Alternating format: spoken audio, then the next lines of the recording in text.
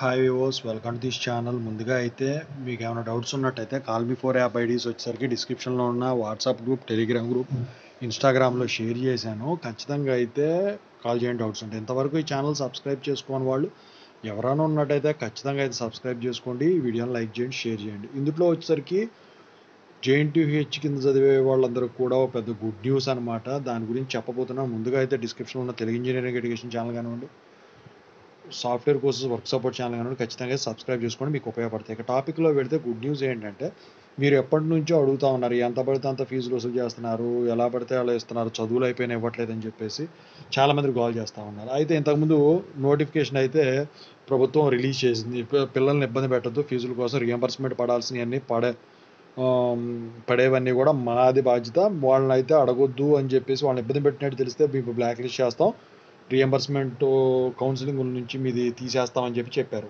అయితే దానికి సంబంధించిన నోటిఫికేషన్ అయితే రిలీజ్ అయింది. ఇప్పుడు వచ్చేసరికి తెలంగాణ ప్రభుత్వం ఇంకొక స్టెప్ ముందుకేసింది అనమాట.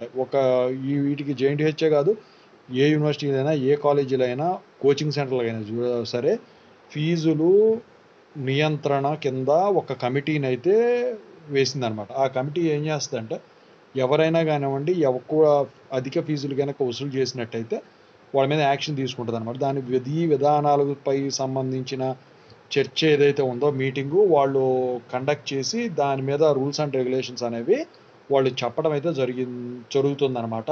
సో ఇంకా పూర్తి స్థాయి అప్డేట్ అయితే పూర్తిగా రాలేదు. కమిటీ అయితే మొత్తానికి అయితే వేశారు ఫీజులు నియంత్రించడానికి. మొత్తానికి ఇది అందరికి కూడా గుడ్ న్యూసే అనమాట. దీనికి సంబంధించిన పూర్తి స్థాయి అప్డేట్ ఏదైనా కనుక వచ్చినట్టయితే మీకు ఖచ్చితంగా అయితే నేను ఎనీ టైం అప్డేట్ ఇస్తాను.